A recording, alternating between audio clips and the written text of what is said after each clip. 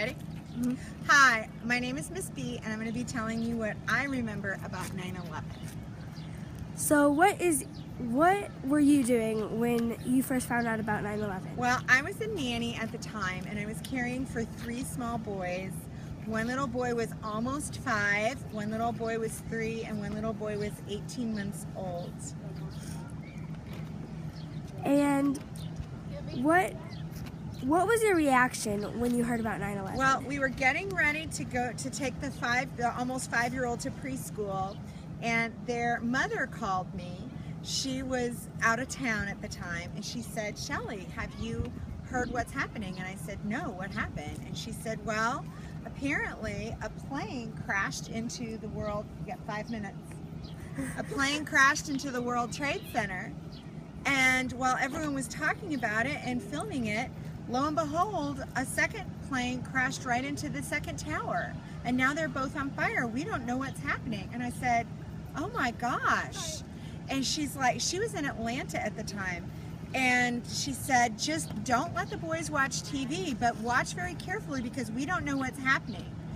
And so the boys were watching Nickelodeon, Nick Jr. actually, and I was to this day, I'm thankful to Nick Jr. because they put a scroll on the bottom of the screen that there was a national emergency, but they were not going to interrupt programming so that the children would not be worried, but to tune into another channel if you wanted to find out what was happening. So they were watching Nick Jr., and I got on the computer and started watching on CNN about what was happening. And so I saw the buildings were burning, people were trying to get away. I was very worried because my uncle lived across the street from the World Trade Center, and his office was right across the river, and he would take the PATH train, which is right in the basement of the World Trade Center under the river, to go to his office every day. So before I got on the phone, called his office, everybody was safe and accounted for, so I was very relieved. And then I was so rattled. I remember I was putting on the baby's shoes. He's 18 months old.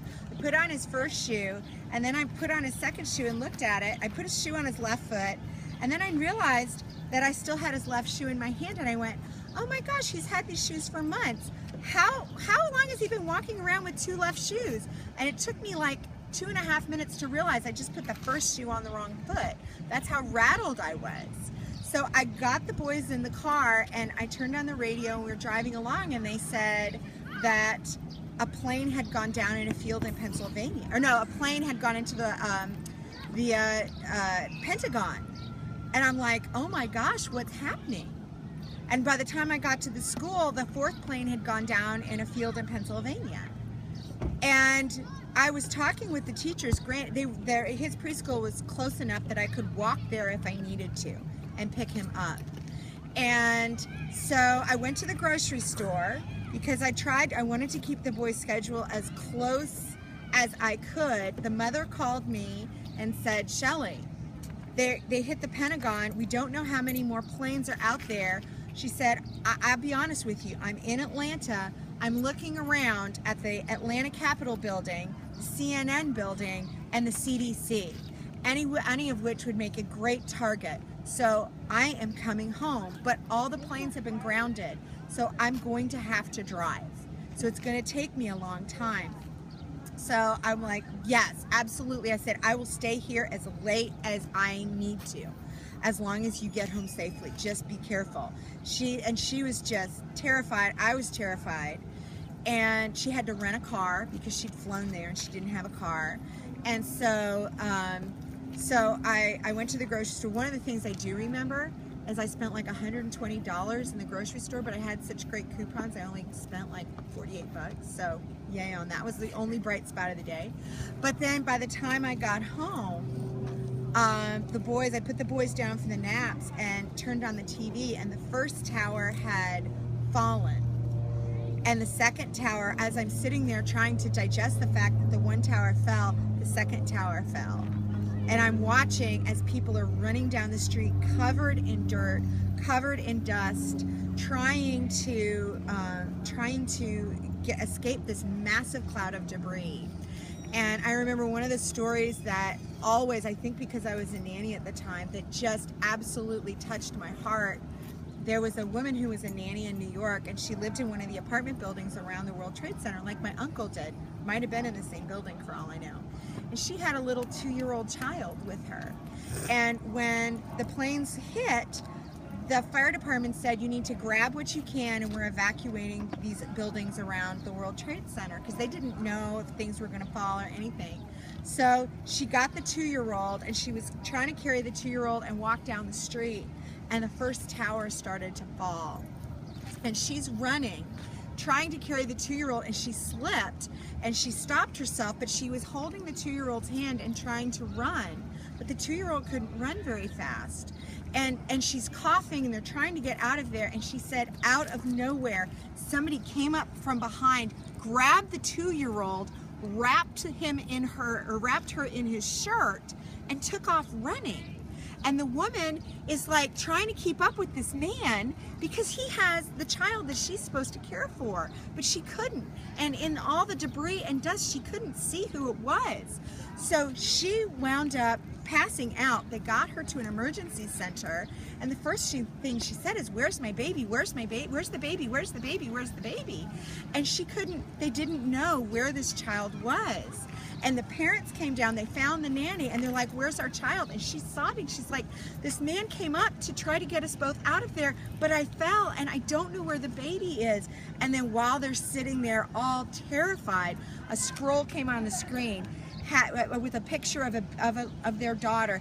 Do you know who this child is? This child is safe at such and such a place. It was picked up that they were trying to help the adult, and so everyone was reunited, so everyone was safe. But it was a horrible, horrible day. People tried to do their best.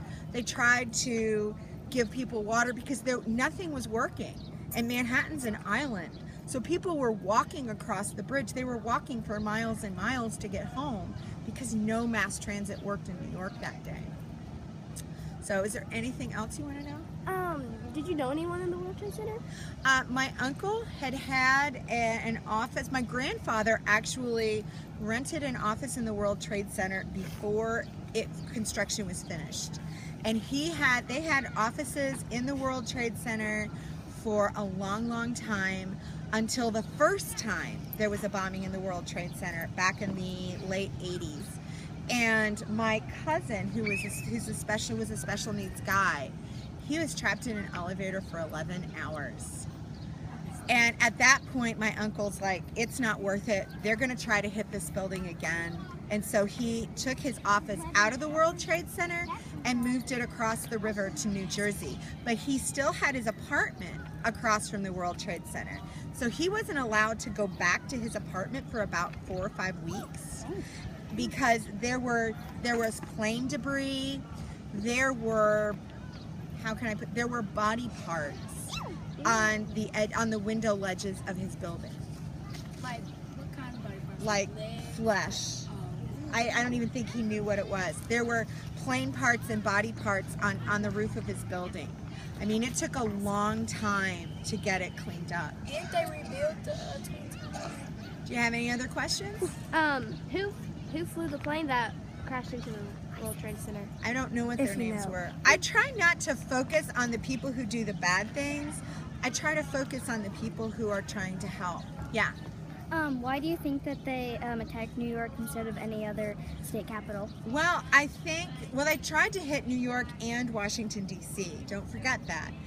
The one plane did hit the Pentagon, and they think that the plane that went down in Pennsylvania, that they were aiming for the White House.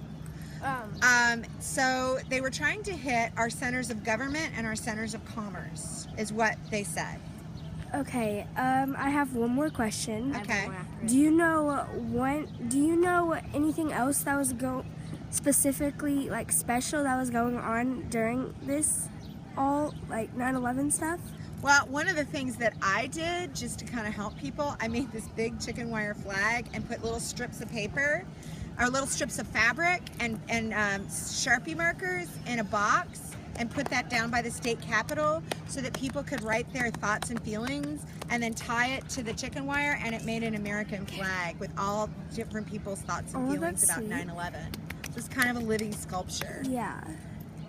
Do you know anything that happened to it? I threw away the chicken wire. I still have the fabric somewhere. I don't know where I put it though. You know if they were to rebuild the towers? They did. They built a tower. It's now called the Freedom Tower. And like, isn't the Pentagon where the military?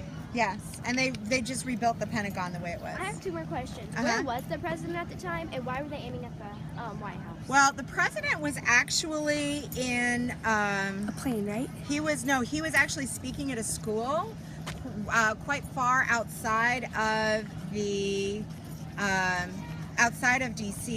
and they kept him talking with the kids when the first plane hit, because A, they weren't sure what was happening, and B, they wanted to make sure that they had everything secure for him.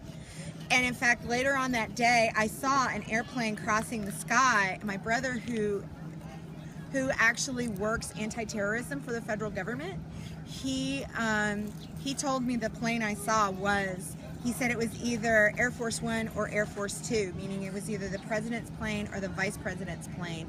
And it was heading out to, I can't remember which state. He told me there's actually a secure location. I think they put there's like Crystal Cat Tower and Crystal Cave, and the vice president goes to one and the president goes to the other, and I don't know which is which. But he said it was one of those two. He says those are the only planes that weren't allowed. He goes, there weren't even any fighter jets. Why were they aiming at the president? Because they They wanted our the country. power. I don't know why. Yeah. I don't know. Do you think that they'll attack New York again? Yes. It's time to go. That's what I think. Okay. Everyone thank Miss B. Thank you. Thank You're you. welcome. Awesome story. Yay.